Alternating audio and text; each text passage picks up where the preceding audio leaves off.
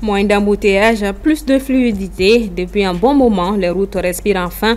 Vacances scolaires obligent, la circulation prend une autre allure. Nous avons fait le constat dans la ville des Trois Caïmans. Proche-Orient, Gaza au bord du gouffre. L'ONU déclare officiellement l'état de famine avec plus de 500 000 habitants touchés, tandis qu'Israël menace de raser Gaza City si les Hamas ne libèrent pas les otages. Sport, retour sur les temps forts de la semaine, du football à la balle orange. Nous vous ferons vivre l'actualité sportive en images. Vendredi 22 août, mesdames et messieurs, bonsoir, bienvenue dans le 1945. Vous l'avez certainement remarqué, depuis quelque temps, la circulation s'allège par endroits, offrant un véritable bol d'air aux usagers. Ces changements, on les doit aux vacances scolaires qui sont débutées depuis fin juin, libérant la ville d'une partie de son flot habituel de véhicules. Une parenthèse bienvenue où les rues respirent mieux et où se dessine également une autre facette de la capitale. Le constat est fait par Djeneba Samake. Pendant l'année scolaire, les matinées étaient caractérisées par des embouteillages ou de lourdes congestions routières. Les grands axes étaient submergés par les écoliers et leurs parents qui les déposaient avant de se rendre à leur lieu de travail.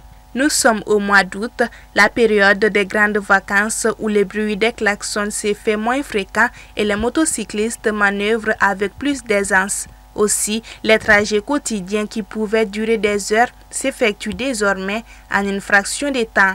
Bon, si ça nous chama borala parce que quand école to sena école do meta école là on meta barayoro là donc comme ça embouteillage beke bon on fana sogma dafe pour que ka seka wulka dem senu nga baram senu ke parce que bi ko dum glambe to luble école bi sokata barayoro là mais si ça amna barayoro là tranquille dem senu yere bi na ko to dale sunu gola donc embouteillage ça am se barayoro là air là faut là on air ta do mais si ça 7h30 bi ne restaurant chamam ba de borala. Oh, chamam ba de borala. Actuellement, ni école bi mouvement ka bon ko sebe quoi. Bon ni école bla la mouvement bi doga doni. Ya, parents d'élèves be mouvement à ce moment quoi. O embouteillage ni santati kele quoi. Par ailleurs, dans certains endroits, les flux de circulation restent les mêmes, notamment la route de Irimadio Anala à Ségou. Bon, moi je m'étais école là wakati na bon. Différence bata ni ronche. Parce que moto tigi sera libéré le doni niveau moto, mais mobilité c'est toujours la même quoi. Sinon, hier c'était un peu libre par rapport à aujourd'hui. Ce constat est le même sur les 3 points de Bamako qui restent difficiles d'emprunt avec les voitures, surtout en cas d'accident qui crée automatiquement des embouteillages. Bon, on a kon bolo fo e ma boala parce que école nous très généralement chama mega moto de là. Donc ne be ka kuma ni mobile côté ou de 600 non quoi. Pour que anga boba ko fa ya la souvent c'est des problèmes. Mobile keleme bla o nya en pandoro ou be jolé. Donc mototiki ou lobuta négocier kerani fa ga teme. Pour de nombreux Bamakois, les vacances sont l'occasion de retrouver leur famille au village et de profiter pleinement de la période. Ces départs massifs allègent le trafic. Certains souhaitent même que les vacances se poursuivent afin de maintenir cette fluidité remarquable sur les routes en ce moment. Au Mali, le métier de journaliste reporter est en proie à une précarité grandissante. D'après une enquête publiée mardi par l'Union des journalistes reporters du Mali, la majorité de ces professionnels travaillent sans contrat, sans couverture sociale et perçoivent des salaires bien en deçà du SMIC. Assitou Bouari. La profession de journaliste reporter au Mali fait face à une précarité alarmante. D'après le JRM, l'Union des journalistes reporters du Mali, la majorité de ces professionnels travaillent sans contrat officiel, sans couverture sociale et avec des rémunérations souvent inférieures au SMIG. Une situation qui complique leur quotidien, fragilise leur indépendance et menace leur sécurité sur le terrain. Les 2 gros problèmes auxquels les journalistes reporters sont confrontés actuellement, c'est d'abord d'avoir un salaire digne de ce nom et ensuite d'avoir une sécurité sociale pour prétendre avoir la retraite et prétendre bénéficier de l'amont au grand bonheur de leur famille. Pour faire face à ces défis, il est urgent de mettre en place des mesures concrètes afin de protéger leurs droits, garantir une rémunération stable et assurer une couverture sociale adaptée. L'UJRM propose plusieurs actions propriétaires. Il y a également les textes régissant la presse qui ont été élaborés par la Maison de la Presse très récemment. Nous avons été associés dans l'élaboration de ce document très riche qui aujourd'hui permet de résoudre tous les problèmes aujourd'hui de la presse, parce que c'est toutes les fêtières de la presse qui ont été associées dans l'élaboration. Ces initiatives visent à offrir aux journalistes maliens un environnement de travail digne et sécurisé, afin qu'ils puissent continuer à informer le public avec professionnalisme et courage. De la convention collective pour permettre aux rédactions d'avoir un bouffée de soulagement et ensuite d'aider en contrepartie les journalistes reporters à avoir un salaire digne de ce nom. Face à cette précarité, la voix des journalistes maliens doit être entendue. L'UJRM et les acteurs du secteur appellent à des mesures concrètes pour garantir leurs droits, renforcer leur sécurité et leur offrir un environnement de travail digne. Autre sujet de ce journal, nous mettons un coup de projecteur sur la jeunesse et son rapport avec l'intelligence artificielle. Qu'il s'agisse d'un appui au devoir, d'une aide à la rédaction ou encore d'un soutien aux entreprises, ces outils redéfinissent déjà la manière dont les jeunes travaillent. Aminata Keita et Ibrahim Babi. Chez les jeunes, l'intelligence artificielle générative a modifié de multiples facettes de leur vie quotidienne, allant de la rédaction de courriers électroniques à la création de contenu en passant par l'écoute active. Chacun l'utilise selon ses propres préférences et besoins. Vous allez voir avec ChatGPT, à 1 ou 2 minutes, tu peux trouver certaines réponses fiables à tes recherches. Tandis que quand tu vas sur Google ou autre chose, tu peux perdre plus de temps.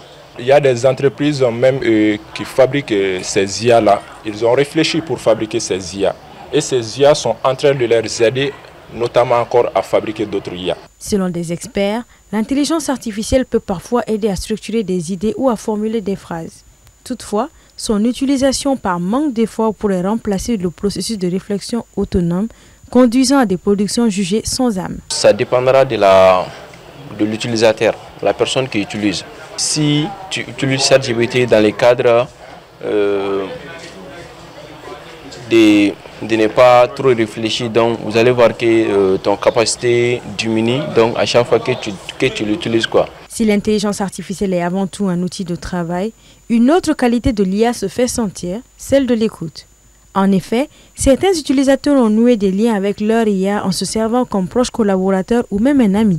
Au-delà même de tout ce qui est professionnel, de l'aspect social, il y a une certaine connexion qui s'est créée entre nous parce que c'est possible de se confier facilement à ces genres de technologies sans pour autant dépasser toutes les limites parce que rien ne peut en vrai remplacer l'être humain. Mais pour des conseils, des petites idées à gauche, à droite, logique qui va directement venir te juger, ces genres de choses, mais ça va vraiment essayer de comprendre l'état d'âme ou bien tu peux même essayer de le diriger dans le sens là, lui expliquer ce qui se passe, tout le contexte en entièreté et là il peut vraiment t'aider à te sortir de certaines situations. Certaines études récentes ont prouvé que l'intelligence artificielle peut augmenter la créativité dans des tâches quotidiennes en combinant divers concepts. Par contre, la capacité à générer des idées véritablement originales reste l'apanage de l'esprit humain. On devrait se calmer un peu. L'IA est un outil à peu près comme les moteurs de recherche de Google qui devrait permettre aux différents étudiants d'approfondir leurs recherches et d'apprendre plus sur les thèmes qu'ils ont déjà étudiés et donc sur lesquels ils ont une petite maîtrise. Mais utiliser l'IA pour discuter, je dirais que c'est peut-être un manque de vie sociale de la part de la personne. Il est crucial de comprendre que si l'intelligence artificielle peut améliorer la productivité, elle ne garantit pas la stimulation intellectuelle nécessaire à un développement complet. Il est important de noter que s'appuyer excessivement sur l'intelligence artificielle pourrait entraver l'acquisition de compétences essentielles, notamment en matière de pensée critique et d'analyse. En Guinée, au moins 15 personnes ont perdu la vie dans un glissement de terrain dans la nuit de mercredi à jeudi. Il s'est produit dans la commune de Mania, en périphérie de la capitale, après de fortes précipitations. Moussa Traoré. En Guinée, un glissement de terrain dramatique s'est produit dans la nuit du mercredi 20 au jeudi 21 août à Zakopé, dans la commune de Mania, non loin de Conakry. Causé par de fortes pluies sur un sol rendu instable par l'exploitation de carrières de latérite, le drame a fait au moins 15 morts, selon l'Agence nationale de gestion des urgences et des catastrophes. Plusieurs autres personnes sont portées disparues. L'éboulement a enseveli près de 20 maisons, laissant une cinquantaine de ménages sans abri. Un comité de crise a été mis en place. La protection civile, le génie militaire et la Croix-Rouge, ainsi que des volontaires poursuivent les recherches pour retrouver d'éventuelles victimes encore bloquées sous les décombres. Au moins 10 blessés ont été secourus et amenés à l'hôpital de Koya, une ville voisine, a indiqué l'agence gouvernementale de gestion des urgences. Grâce à la prise de contact d'un survivant avec l'extérieur, les jeunes se sont précipités à mener d'autres recherches qui ont conduit à la découverte d'un autre corps. Face à cette catastrophe, les habitants de Mania lancent un appel aux autorités guinéennes pour qu'elles mettent d'autres machines à leur disposition afin de sauver d'autres survivants. Ainsi, certaines personnes jugent nécessaire que les autorités démolissent les maisons avant que la montagne ne fasse d'autres dégâts majeurs. Dans le pays, les glissements de terrain sont fréquents durant la saison des pluies, de juin à septembre, notamment en raison de l'urbanisation anarchique sur les pentes et zones inondables. Depuis le début de la saison, l'Agence nationale de gestion des urgences a déjà recensé une cinquantaine de morts liées aux intempéries. À Gaza, la crise a atteint un seuil dramatique. L'ONU alerte sur une famine catastrophique qui touche plus d'un demi-million d'habitants, alors qu'Israël menace de raser Gaza City si les Hamas ne libèrent pas les otages et ne déposent pas les armes. Fatmata Wassiou. Israël a menacé de raser Gaza City si le Hamas ne libérait pas les otages et ne déposait pas les armes. Le ministre de la Défense israélien a évoqué l'ouverture des portes de l'enfer, comparant la ville à Rafah et Beit Hanoun, déjà dévastées lors des précédentes offensives. Au même moment, l'ONU a officiellement reconnu l'état de famine dans la bande de Gaza, où près de 500 000 personnes vivent dans des conditions qualifiées de catastrophiques. La crise alimentaire devrait s'étendre d'ici septembre à Khan Younes et Der El-Bala, représentant près des 2/3 de l'enclave. Selon le cadre intégré de classification de la sécurité alimentaire IPC, un organisme de l'ONU basé à Rome précise qu'une famine est en cours lorsque 3 éléments sont réunis. Au moins 20% des foyers doivent affronter un manque extrême de nourriture, au moins 30% des enfants de moins de 5 ans souffrent de malnutrition aiguë et au moins 2 personnes sur 10 000 meurent de faim chaque jour. Benjamin Netanyahu a toutefois autorisé des négociations indirectes avec l'Égypte, le Qatar et les États-Unis pour tenter d'obtenir un accord, tandis que le Hamas a donné son accord de principe à une trêve de 60 jours, assorti d'un échange d'otages contre prisonniers. Depuis l'attaque du 7 octobre 2023, qui a fait 1219 morts en Israël, l'offensive israélienne a coûté la vie à plus de 62 000 Palestiniens, selon un bilan jugé crédible par l'ONU. Et on termine avec le sport, du football à la balle orange et bien au-delà. Nous vous proposons l'actualité sportive de la semaine avec Assetou Mani Koulibaly. En ouverture de cette page sportive, nous débutons par le football. L'international malien Néné Dorgelès a signé un contrat de 5 saisons avec Fenerbahçe en Turquie, soit jusqu'en 2030. Il quitte donc le club autrichien RB Salzbourg. Cette recrue symbolise une nouvelle page dans la carrière de Dorgelès qui va évoluer sous les ordres de l'emblématique entraîneur portugais José Mourinho. Il sera sans doute un élément clé dans le dispositif du Special One, dont la complicité avec les talents africains est connue. Sans transition en Indonésie pour le tournoi de l'indépendance, les Aiglonnés du Mali se sont imposés en décrochant la médaille d'or de la compétition après avoir enregistré 3 victoires en autant de rencontres contre l'Ouzbékistan 5-1, le Tadjikistan 4-2 et le pays hôte l'Indonésie 2-1. Cet exploit illustre aussi la bonne préparation des Maliens à seulement quelques mois de la Coupe du Monde des U17 au Qatar. Sur le continent, les matchs des quarts de finale du Tchad, le championnat d'Afrique des Nations ont débuté ce vendredi 22 août. 2 matchs étaient prévus, opposant le Kenya à Madagascar, ainsi que celui entre la Tanzanie et le Maroc. Les 2 autres quarts de finale auront lieu demain samedi. À 14 h, l'Ouganda sera face au Sénégal, tandis qu'à 17 h GMT, le Soudan rencontrera l'Algérie. Balle orange à présent avec l'Afrobasket Monsieur en Angola.